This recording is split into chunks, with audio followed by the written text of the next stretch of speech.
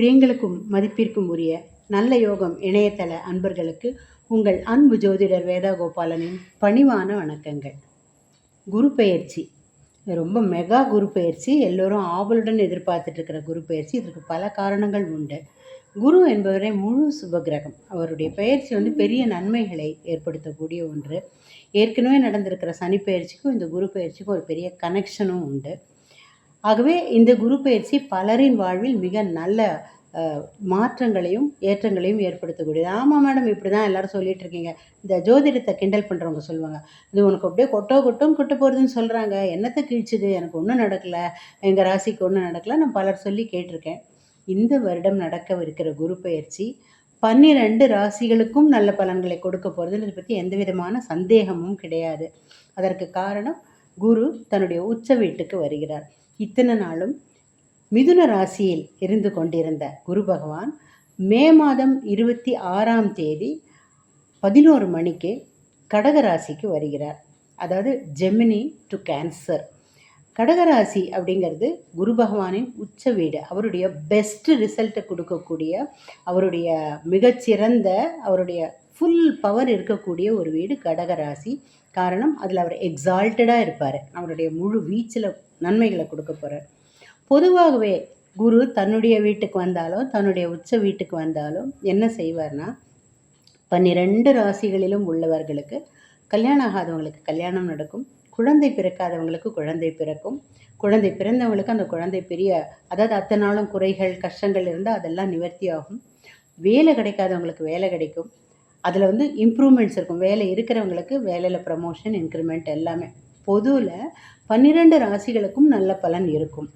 Plus இந்த வாட்டி குரு பெயர்ச்சி சனியை பார்க்கவிருக்கிறார். சனி ஏற்கனவே சனி பெயர்ச்சி ஆயிருந்துச்சு இல்லை, அந்த சனியை பார்க்கறதுனால சனியுடைய எஃபெக்ட் கொஞ்சம் மெல்லோ டவுன் ஆகும். அவருடைய அன்பு நமக்கு இன்னும் கொஞ்சம் அதிகமாக கிடைக்கும். சனி பகவானுடைய சாஃப்ட்னஸ் அதிகமாகி நமக்கு நன்மைகள் கிடைக்க உள்ளன.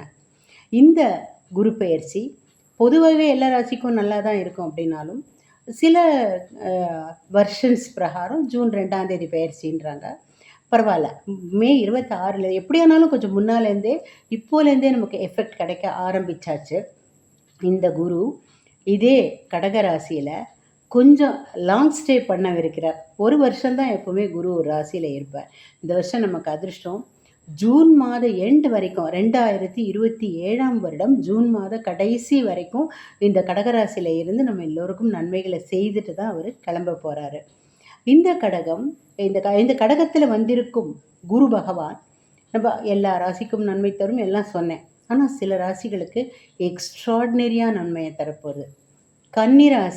கன்னிராசிக்கு 11ஆம் வீட்டுக்கு குரு வருகிறார். அதனால் ரொம்ப பெரிய நன்மைகளை எதிர்பார்க்கலாம். அதனால் லாபஸ்தானம் 11ங்கிறது. விருச்சிக ராசிக்கு 9ஆம் வீட்டில் குரு வருகிறார். அதனால் ரொம்ப நல்ல பலன்களை எதிர்பார்க்கலாம்.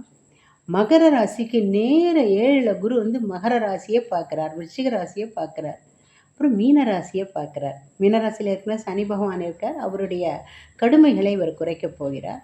ஆக நிறைய மிதுன ராசிக்கு 2ஆம் வீட்டில் தனஸ்தானம் மற்றும் குடும்பஸ்தானத்தில் வரதுனால மிதுன ராசிக்கு நன்மை செய்ய வருகிறார். What not. அப்போது உங்கள் வீட்டில் இந்த 4-5 ராசியில் யாராவது நிச்சயமாக இருந்தே தீர்வாங்க இல்லையா?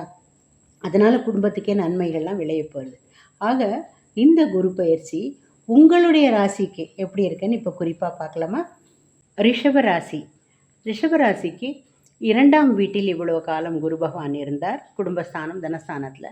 ஆனால் அவர் 3ஆம் வீட்டுக்கு போயிருக்கார். யூஸ்வலாக என்ன சொல்லுவோன்னா 3ஆம் இடம் மறைவிடம், அப்படி தான் சொல்லுவேன். நானுமே அதான் சொல்லுவேன், 3ஆம் இடம் மறைவிடம், ஹெல்ப்லெஸ் பிளேஸ் அப்படிலாம் சொல்லுவேன். ஆனாலும் 2-3 காரணத்தினால நம்ம அந்த 3ஆம் இடத்தை ஏற்கலாம். ஏன்னா அது சகோதர ஸ்தானம். 3ஆம் வீடு தைரியஸ்தானம். 3ஆம் வீடாகிய சகோதர ஸ்தானத்தில் குரு பகவான் வந்திருக்கிறதுனால உங்களுக்கு சகோதரர்களால் நன்மை விளையலாம், உங்களால் சகோதரர்களுக்கு நன்மை விளையலாம். உங்கள் 2 பேருக்குள்ளே இருந்த சின்ன ஏதாவது ஒரு கோல்டு வார், மனக்கசப்பு இருந்தால் அதெல்லாம் சரியாக போகும், பேட்சப் ஆகிடும். தவிர தைரியஸ்தானத்தில் குரு பகவான் அப்படின்னா இந்த அசட்டு தைரியம், கோபம், ஆத்திரம்லாம் வராமல் எந்த இடத்துல தைரியம் வரணுமோ, சில இடத்துல வரணும், அந்த இடத்துல வாய் மூடிட்டு இருக்கக்கூடாது இல்லையா? அந்த மாதிரி இடத்துல நியாயமான மென்மையான தைரியம் அந்த தைரியத்தின் காரணமாக லாபமும் நன்மையும் உங்களுக்கு வரவிருக்கின்றன.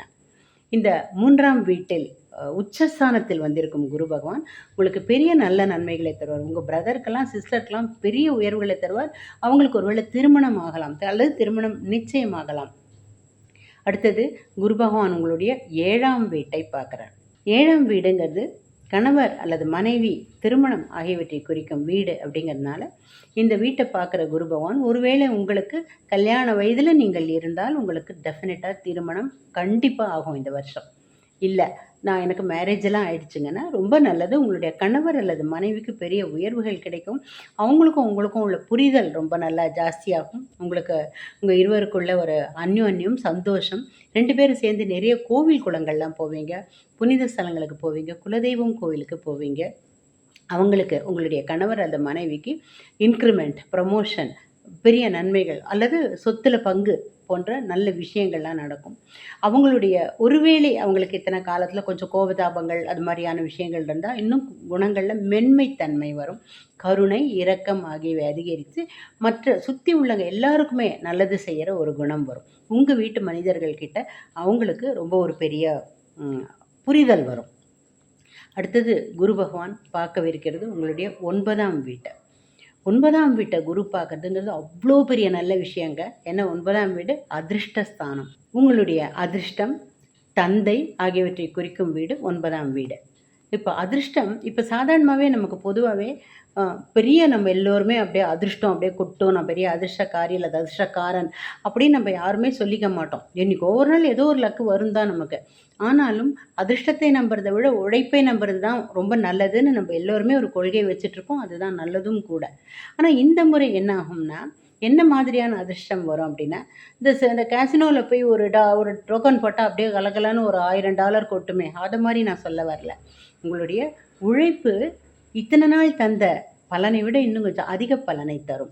தவிரவும் நீங்கள் ஒரு ₹500 எதிர்பார்த்த இடத்துல ₹700 வரும். உதாரணத்துக்கு என்றைக்கோ எங்கேயோ இன்வெஸ்ட் பண்ணி வச்சுருப்பீங்க அல்லது என்றைக்கோ யாருக்கோ பணம் கொடுத்து வச்சுருப்பீங்க.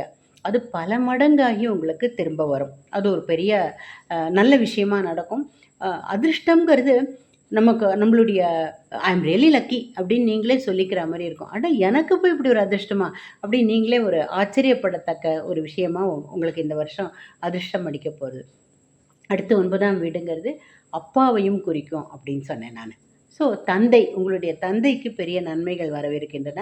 அவருக்கு ப்ரமோஷனோ இன்க்ரிமெண்ட்டோ வரும். இதனால் அவர் உங்களை பிரிஞ்சு ரொம்ப தொலைவில் இருந்தார்னா இல்லை அல்லது நீங்கள் அவரை பிரிஞ்சு தொலைவில் இருந்தீங்கன்னா 2 பேரும் இன்னும் கொஞ்சம் நிறைய மீட் பண்ணுறதுக்கும் ஒன்றா இருக்கிறதுக்குமான சந்தர்ப்பங்கள் அதிகமாக வரும். ஸோ அப்பாவுக்கு நிச்சயமாக அவருக்கு பூர்வீக சொத்து ஏதேனும் கைக்கு வரலாம் அல்லது ஏதேனும் டிவிடெண்ட் மாதிரி அவர் எதிர்பார்க்காதது கிடைக்கலாம். அவர் எதிர்பார்க்காத அளவு பண விஷயத்தில் லாபம் வரலாம், நன்மை வரலாம். அவருடைய கருணை இரக்கம் காரணமாக அவர் செய்த சில செயல்களால் அவருக்கு பாராட்டு கிடைக்கலாம்.